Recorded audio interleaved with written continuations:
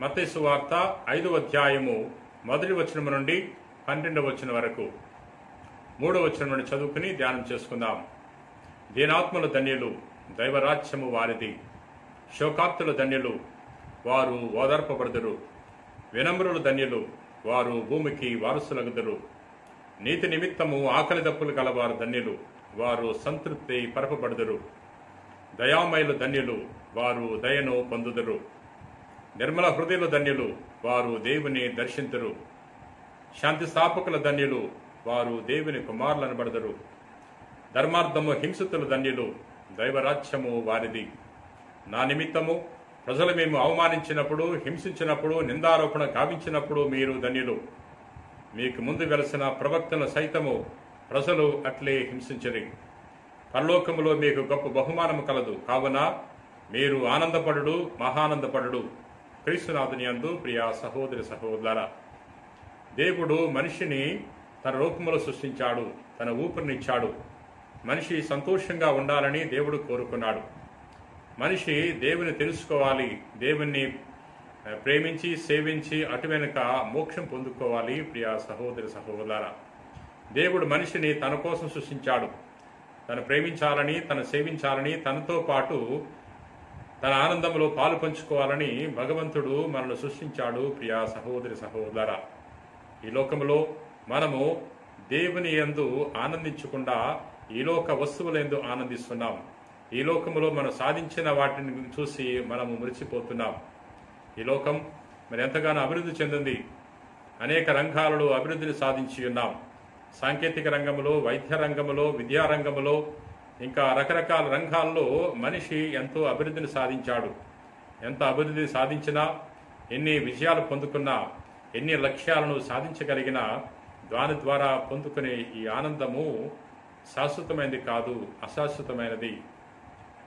ఎప్పుడైతే మనము దేవుని యందు ఉంటామో, దేవునిలో ఐక్యమై ఉంటామో, అప్పుడు మనము సంతోషాన్ని పొందుకోగలం, ఆనందాన్ని పొందుకోగలం, ధన్యతను పొందుకోగలము. ప్రియ సహోదరి సహోదరులారా, నేటి సువార్తలో యేసు ప్రభు తెలియజేస్తున్నాడు. దీనాత్మలు ధన్యులు అంటున్నాడు, వినమ్రులు ధన్యులు అంటున్నాడు, దయామయులు ధన్యులు అంటున్నాడు. ధీరత్వం కలిగిన వాడు ఎప్పుడు కూడా దేవుని మీద ఆధారపడతాడు. వినయము, వినమ్రత కలిగి జీవించేవాడు, దయ కలిగి జీవించేవాడు ఎప్పుడు కూడా దేవుణ్ణి కేంద్రంగా చేసుకుని జీవిస్తాడు. ఇటువంటి లక్షణాలు కలిగిన వాడు ఎప్పుడు కూడా ఇతరులను మోసము చేయడు, ఇతరులను అగౌరవపరచడు, ఇతరుల యొక్క మనోభావాలను గుర్తించి జీవిస్తూ ఉంటాడు. అవకాశం వచ్చినప్పుడు ఇతరులకు సహాయం చేస్తాడు కానీ ఇతరుల మోసము చేయడు, ఇతరులకు అన్యాయం చేయడు. ప్రియ సహోదరి సహోదరులారా, అందుచేత అటువంటి వారు శాంతిని కోల్పోరు, అటువంటి వారు ధన్యతను పొందుకుంటారు. యేసు ప్రభు నేటి సువార్త ద్వారా మనకు తెలియజేస్తున్నాడు. ఈ లోకములో సంతోషాన్ని, ఆనందాన్ని పొందుకోవాలంటే ఇటువంటి లక్షణాలు కలిగి జీవించాలని తెలియజేస్తున్నాడు. ఎవరెవరైతే అష్టభాగ్యాల్లో ప్రభు తెలియజేసిన వాటిని పాటిస్తూ ఉంటారో అటువంటి వారు ఈ లోకములోనే సంతోషంగా, ఆనందంగా జీవించగలరు. ప్రియా మిత్రులారా, మన ఈ లోకములో సంతృప్తితో, సంతోషముతో, ఆనందముతో, శాంతియుతంగా జీవించాలంటే ప్రభు యొక్క అష్టభాగ్యాలను మనము ధ్యానం చేసుకోవాలి, ప్రభు నందు ఉండాలి. ఎందుకంటే ప్రభు చెప్తున్నాడు, ఎవడు నా యందు ఉండునో, ఎవని యందు నేను ఉండునో వాడు అధికముగా ఫలిస్తాడు, నేను లేకుండా మీరు ఏమీ చేయలేరని ప్రభు తెలియజేస్తున్నాడు. అందుచేత మనము ధన్యతను పొందుకోవటానికి, ఈ లోకంలో శాంతిని, సంతోషాన్ని, ఆనందాన్ని పొందుకోవటానికి ఎప్పుడు కూడా ప్రభువుతో ఐక్యమై జీవిద్దాం. ప్రార్థన చేసుకుందాం. ప్రభువా, నేను స్తుతిస్తున్నాం, మహింపరుస్తున్నాం, ఘనపరుస్తున్నాం. ఓ గొప్ప దేవుడా, ఈరోజు నీ వాక్యం ద్వారా మాతో మాట్లాడినందుకు వేలాది వందనాలు. ప్రభు, ఈరోజు అష్టభాగ్యాలను ధ్యానం చేసుకుని ఉన్నాం.